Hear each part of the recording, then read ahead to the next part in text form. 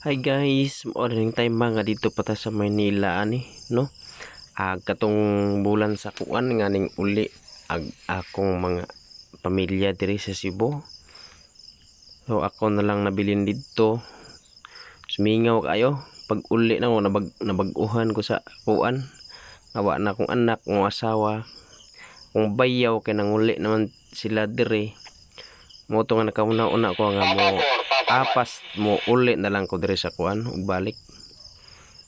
Kay mingaw na kay dito gud. Mao gini akong kuan kayo. Mingaw. Wa na kayo makita, wa na kadagandagan. Kay na naman sila diri sa Cebu.